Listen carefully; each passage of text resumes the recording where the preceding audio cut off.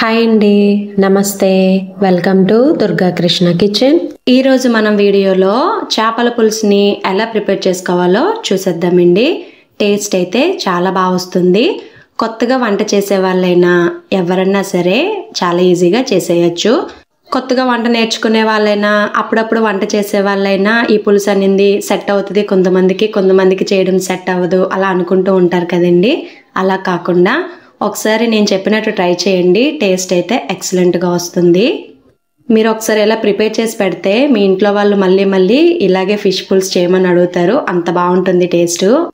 అలానే 10 నిమిషాల లోపు ఫిష్ ఫ్రైని ఎలా చేసుకోవాలో ఈ వీడియోలో చూసేయండి.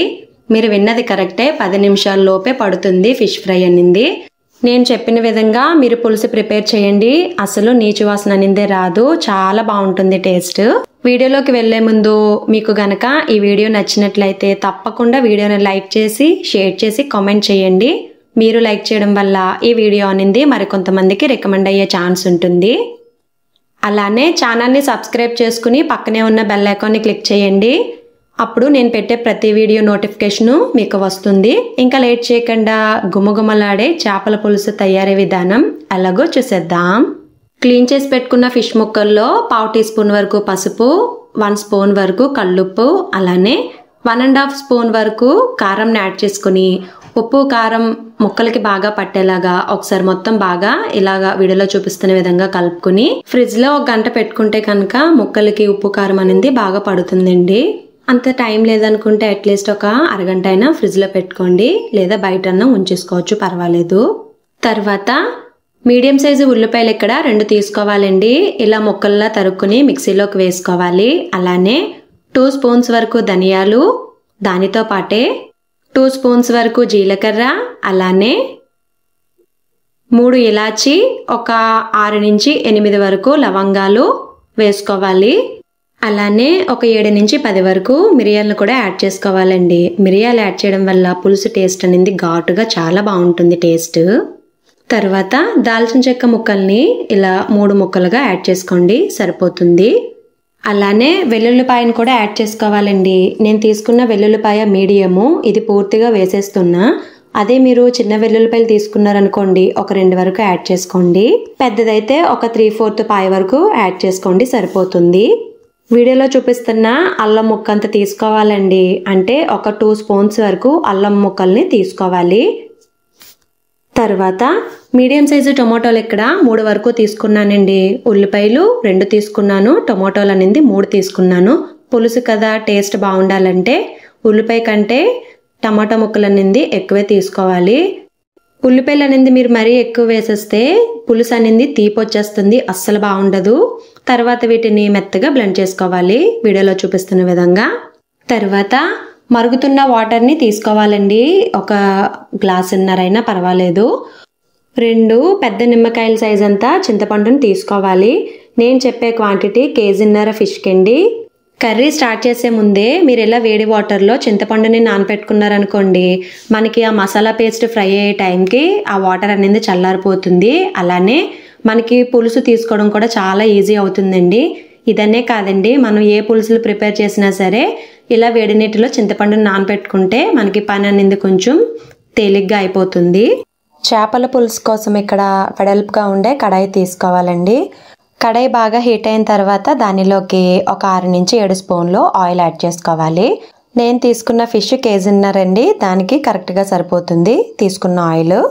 ఆయిల్ బాగా హీట్ అయిన తర్వాత దీనిలోకి ఒక 5 పచ్చిమిర్చిని ఇలా చిన్నగా కట్ చేసుకుని వేసుకోవాలి. తర్వాత కొంచెం కరివేపాకును కూడా వేసుకోవాలి.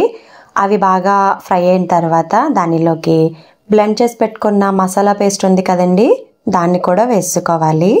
తర్వాత దీనిలోకి 1/2 టీ స్పూన్కి కొంచెం తక్కువలో పసుపు, అలానే లైట్గా ఉప్పును వేసుకోవాలి. ఉప్పు వేయడం వల్ల మసాలా పేస్ట్ అనేది త్వరగా మగ్గిపోతుందండి. అలానే అడుగు కూడా అంటుకోదు త్వరగా. ఈ మసాలా పేస్ట్ ఎంత బాగా ఫ్రై అయితే మీకు పులుపు టేస్ట్ అనేది అంత బాగుంటుంది. కొంచెం ఓపికతో ఫ్రై చేసుకోవాలి మసాలా. చెక్ చేసుకున్న ప్రతిసారి మూత పెట్టుకుని మగ్గించేసుకుంటే త్వరగా మగ్గిపోతుందండి. ఇలా ఆయిల్ సపరేట్ అయ్యేంత వరకు మసాలా పేస్ట్ని ఫ్రై చేసుకున్న తర్వాత దానిలోకి ఉప్పు కారం కలిపిన చేప ముక్కలు ఉన్నాయి కదండి, వాటిని వేసేసుకోవాలి. చేప ముక్కలు వేసిన తర్వాత జస్ట్ అలాగా గరిటతో కదపాలండి, ఎక్కువ కదిపేయకూడదు.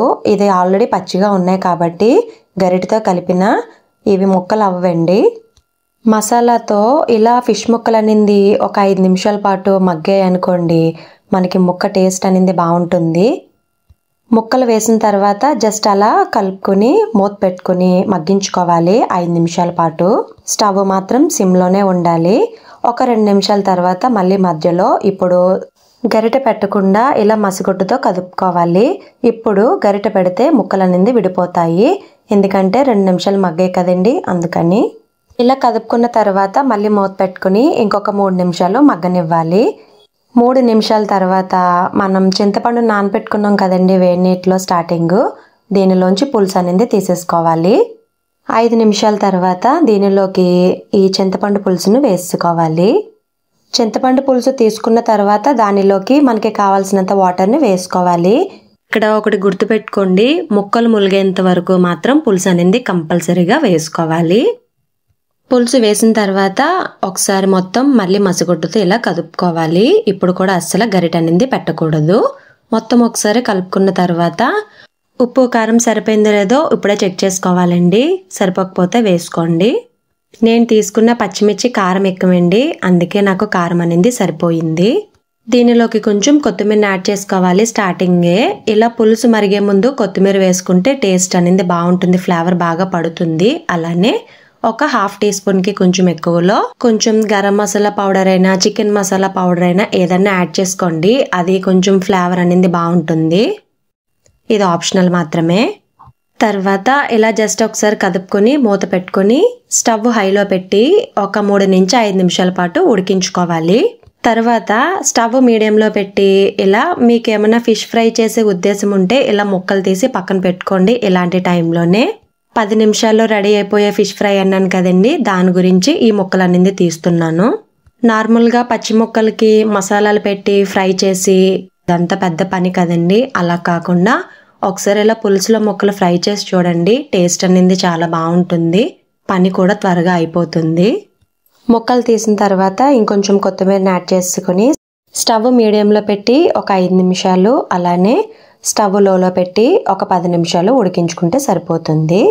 10 నిమిషాల తర్వాత స్టవ్ ఆఫ్ చేసుకుని ఒక 10 నిమిషాలు పక్కన పెట్టేసుకోవాలి. ఇది పావుగంట తర్వాత అండి మనకి పులుసు అనేది రెడీ అయిపోయింది. ఎంతో టేస్టీగా ఉండే చేపల పులుసు ఎవరన్నా ఈజీగా చేసేయచ్చు. టేస్ట్ అయితే మరి చాలా అద్భుతంగా వచ్చింది, మీరు ఒకసారి తప్పకుండా ట్రై చేయండి. ఫిష్ ఫ్రై కోసం ఇక్కడ ఇలా ప్యాన్ పెట్టి ప్యాన్ బాగా హీట్ అయిన తర్వాత ఒక 2 to 3 స్పూన్స్ ఆయిల్ యాడ్ చేసుకోండి, ఎక్కువ వద్దు. ఆయిల్ బాగా హీట్ అయిన తర్వాత పులుసు నుంచి సపరేట్ చేసిన చేప ముక్కలను వేసేసుకొని మూత పెట్టేసుకోవాలి. ఒక 2 నిమిషాలు స్టవ్ మీడియంలో పెట్టి తర్వాత స్టవ్ లోలో పెట్టేసుకోవాలి. తర్వాత ఒక 3 నిమిషాలు ఫ్రై అయిన తర్వాత మూత తీసుకుని జాగ్రత్తగా వీటిని టర్న్ చేసుకోవాలి. ముక్కలు టర్న్ చేసిన తర్వాత మళ్ళీ మూత పెట్టేసుకుని ఒక 2 నిమిషాలు స్టవ్ మీడియంలో పెట్టి మళ్ళీ స్టవ్ లోలో పెట్టేసుకుని వీటిని ఫ్రై చేసుకోవాలి. చెక్ చేసుకున్న ప్రతిసారి మూత పెట్టుకుని ఫ్రై చేసుకోవాలి. ఇలా మంచిగా ఫ్రై అయిన తర్వాత దీనిలోకి కొద్దిగా ఉప్పు, కొంచెం గరం మసాలా పౌడర్, అలానే కొద్దిగా కారము 3 కలుపుకుని జస్ట్ పైన అలా జల్లుకుంటే సరిపోతుందండి 2 వైపులా. తర్వాత కొంచెం కొత్తిమీరని వేసుకుని స్టవ్ ఆఫ్ చేసుకోవడమే. ఎందుకంటే ఇది ఆల్రెడీ పులుసులో మరిగాయి కదండి ముక్కలు, కాబట్టి కొద్దిగా వేస్తే సరిపోతుంది ఉప్పు కారం మసాలా పౌడర్ అనింది. అంతేనండి, రెడీ అయిపోయింది. 10 నిమిషాల్లోపే అయిపోతుంది చేపల ఫ్రై అనింది. అలానే గుమగుమలాడే చేపల పులుసు. వేడివేడి అన్నంలో ఈ చేపల పులుసు వేసుకుని తింటే టేస్ట్ అనింది చాలా బాగుంటుంది కదండి. ఈ వీడియో మీకు నచ్చిందని అనుకుంటున్నా. మీకు గనక ఈ వీడియో నచ్చినట్లయితే ప్లీజ్ లైక్ చేయండి, షేర్ చేయండి, కామెంట్ చేయండి. కొత్తగా ఛానల్ వ్యూ చేసే వాళ్ళు సబ్స్క్రైబ్ చేసుకుని పక్కనే ఉన్న బెల్ ఐకాన్ని గనక క్లిక్ చేసినట్లయితే నా వీడియోస్ని మీరు రెగ్యులర్గా ఫాలో అవ్వచ్చు.